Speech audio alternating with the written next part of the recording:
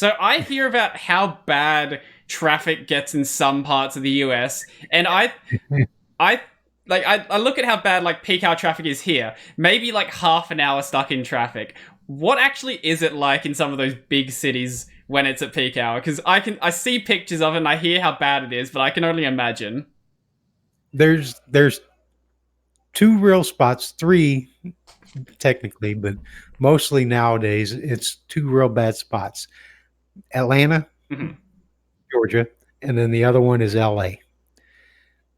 Um, which neither one of those I have to deal with. I haven't dealt with them in years, but I do have three of my friends that one of them runs up and down the West Coast, California to Washington, and they all three of them live in the LA area, San Bernardino Valley type thing. And there are times that I've carried on a 2 to 3 hour conversation with them, and they move only like 2 or 3 miles. Jesus. It's insane. It is very insane. Because people look at Australia and they're like, oh, that the country's so big, it must take so long to get places. Like I can drive out to my parents' place; it's 150 kilometers away. It takes me like an hour and a half.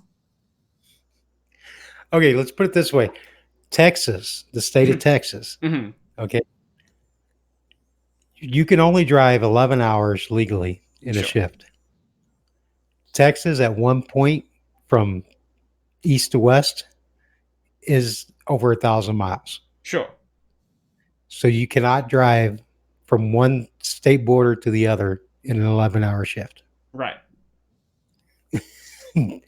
And that's just one state. Jesus.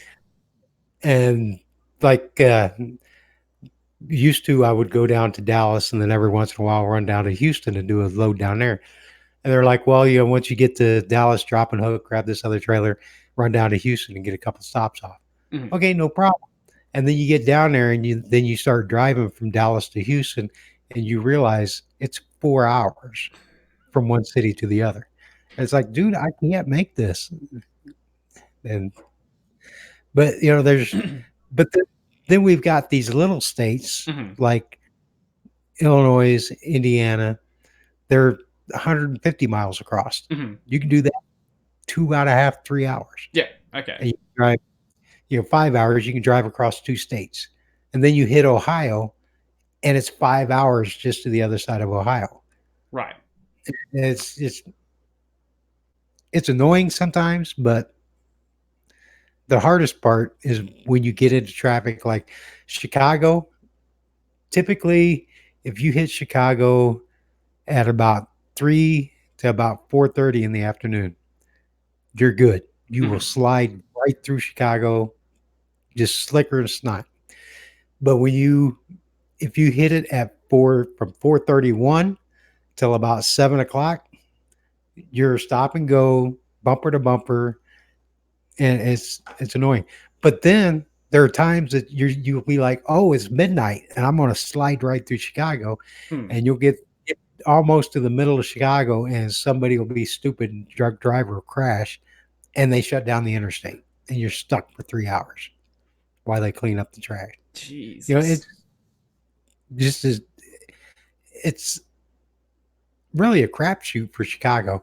Atlanta, for trucks, unless you're delivering inside the city, Mm-hmm. you're not allowed out inside the bypass. So you have to always go all the way around, and that's a long ride Mm-hmm. go around the bypass. But it's LA has got to be the worst. They've got 6, 7, 8 lanes wide on each side, you know, and it, I my buddy Rob, he sent me pictures of bumper to bumper, What you know, that that both doesn't even directions. that doesn't even make any sense. Like I think the widest lane highways we have here are like 3 lanes. 3 lanes for like both direct. Oh yeah, three going one direction, three going the other direction. Well, most of our road engineers have this bright idea that more lanes will alleviate the traffic, and no, what alleviates the traffic is less cars. Yeah, that'll help. But they, they'll Rob. He'll call me up. Man, dispatch got me set up for 3 stops today, and look at this shit. I gotta what? He's like, I ain't gonna make this. It's only 10 miles to my next stop, and I can't get to it. Jeez. It's, Yeah, it's annoying. that sounds about as bad as I'd heard. Well, it's not like Michigan. In Michigan, we've got a lot of back roads, Hmm. county highways, county roads that are truck friendly, Yeah. but you don't know them. They can be kind of scary Right. because they typically are skinny, maybe truck and a half wide.